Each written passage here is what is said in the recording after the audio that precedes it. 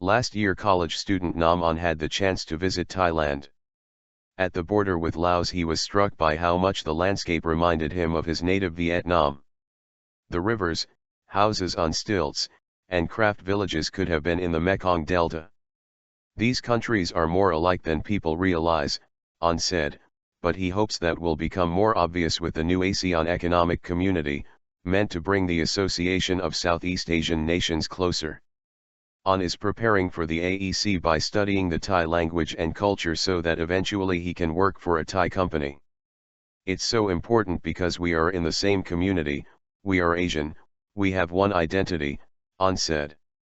Every person in our country should get to know our neighbors because it will make us love our community more and more.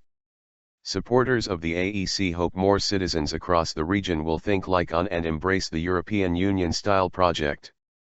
The idea is to give Southeast Asia strength in numbers. Alone, Vietnam might not be able to compete with behemoths like China and Brazil. But with 10 nations banding together, allowing the free movement of products, capital, and labor, ASEAN will have the world's fifth largest economy by 2020, according to the Boston Consulting Group, BCG. It is currently in 7th place. Risks for smaller companies. But discussions of the economic community have not all been encouraging. Those pushing for integration criticize governments for protecting their local industries, while small and medium businesses dread the influx of bigger competitors. For these businesses, AEC advocates have a message: worry, but don't fear. As entrepreneurs you should always worry because there are always changes happening, BCG Chairman Hans-Paul Berner said Thursday at a CEO forum in Ho Chi Minh City. But you should not be afraid because what we find all across the emerging market world is, the local companies usually do quite well for a number of reasons.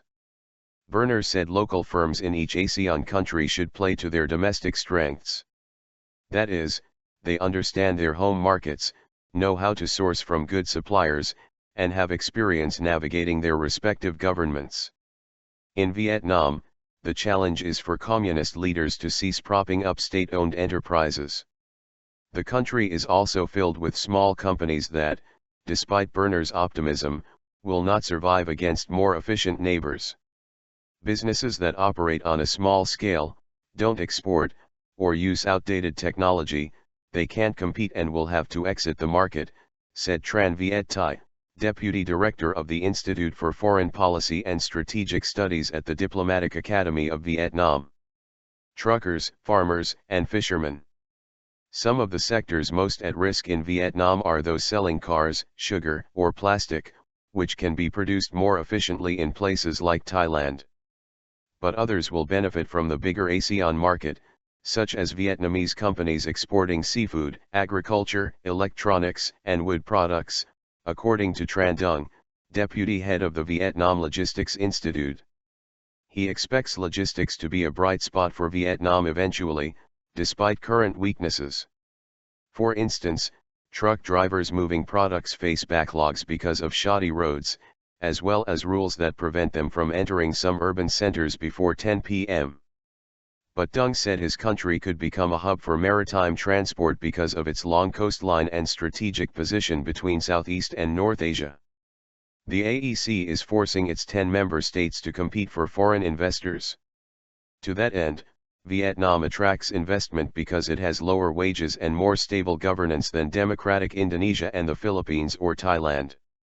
And with 90 million people, Vietnam has a bigger market than Cambodia and Laos, as well as a highly literate, young, and tech-savvy workforce. At the same time, Vietnam suffers from low productivity and a skills shortage that forces incoming employers to spend resources training their new workers. Still, Tran Viet Thai sees the AEC as the latest phase in Vietnam's seemingly inexorable transition toward an internationally oriented economy. It came out from under a U.S. trade embargo in the 1990s, joined the World Trade Organization in 2007, and now is signing one trade deal after another. As Tran Viet Thai put it, ASEAN is a step for Vietnam to integrate with the world overall.